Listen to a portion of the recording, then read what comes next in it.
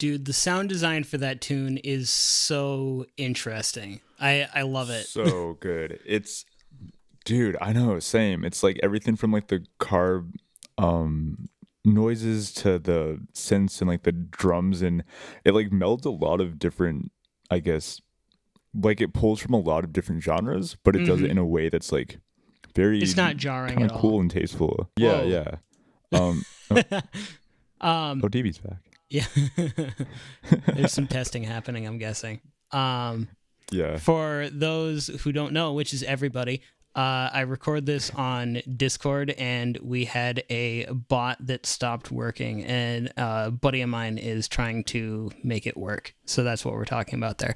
But anyway, so but yeah, one of the things that I noticed about this song that I thought was really interesting is the way that it used a lot of electronic production that, like, in the way that it's usually used is kind of like cliched at this point, but uses it in a fresh way.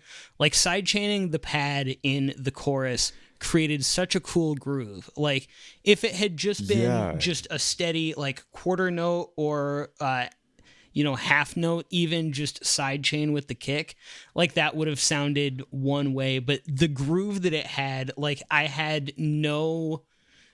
couldn't help myself but dance to it because Yeah. it just a bump bump bump dump bump. It's such a neat sound, and the way that the sidechain reacts, like the pad and the sidechain reacts to that with the kick, is really impactful. Yeah, I feel like because like I like totally agree with everything you just said. Like often I feel like sidechain compression can get a little overdone. Especially when it's done that extreme, because like a lot of the time it's Yeah, like if it's just a little bit of ducking to help the kick have more emphasis, then that's one thing. But a lot of people like sidechain way too hard, and it just makes everything pump and it sounds weird.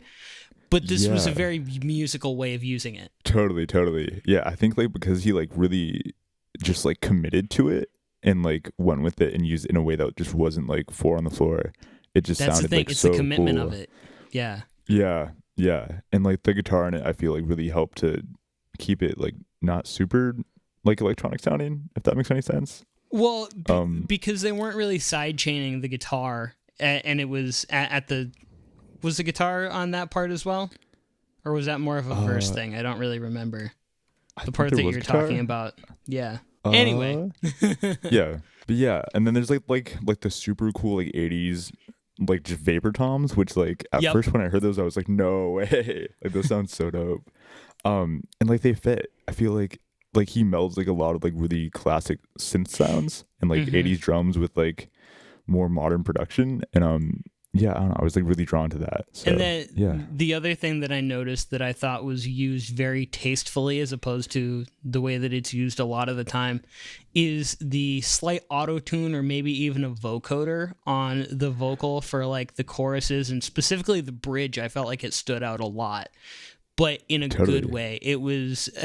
It made everything feel softer and more lush. I keep using this word lush a lot when it comes to production, but Yeah, it's it's something that makes sense to me, and I think that just the way that the auto tune works with everything, it's subtle. Like some people might not even notice that it's necessarily like tuned, but it creates an effect that I really like. same. I feel like the vocal production in like general on this track, like really like everything about this track is very like tastefully done. Like Hmm. he never goes like too like overboard with it. Um, and like the vocal mix is really cool too, and he just has a great voice. So yeah, It's featuring someone else too, so I'm wondering if they were another producer who wanted to get credit on it, if they were the vocalist. totally. I'm Yeah, guessing they the were the features vocalist Taylor, by the because way. it says that he's from Birmingham, UK, and I did detect Oh, a little bit of an accent in the vocals, so I'm guessing he was the singer on that tune, and then Audrey Azizov probably produced it, is my guess. Totally.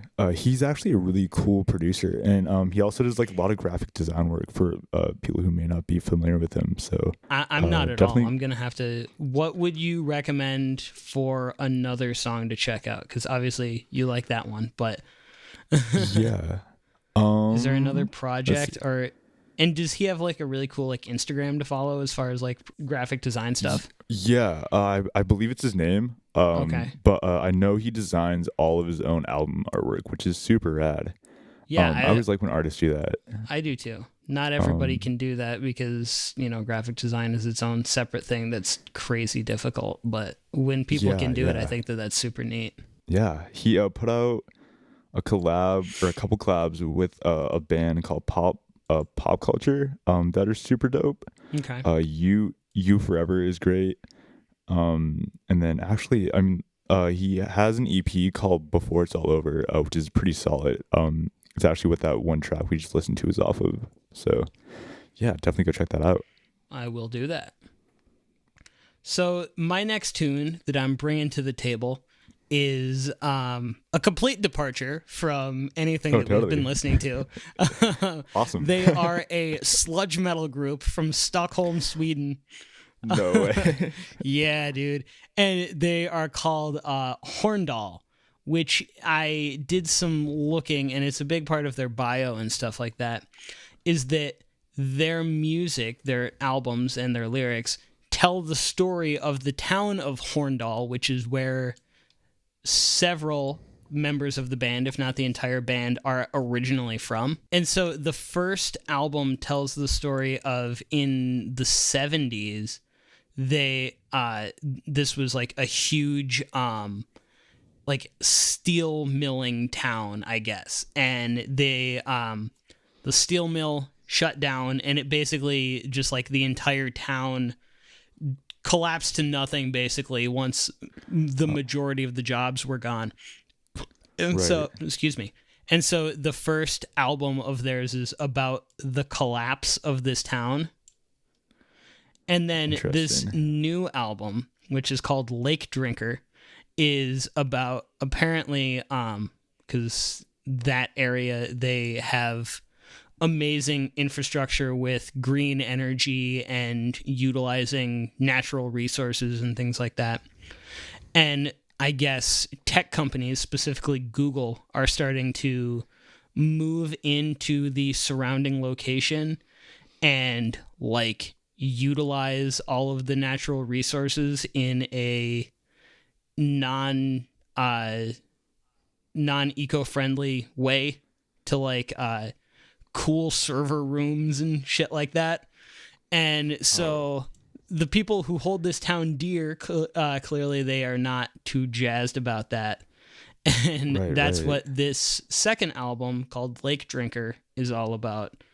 And I think that just something like that, having a such a specific, close story, probably makes all of this like the most genuine sludge metal you'll ever hear. Totally, totally. And so this song is the first song off of the album, and it's called Rosin.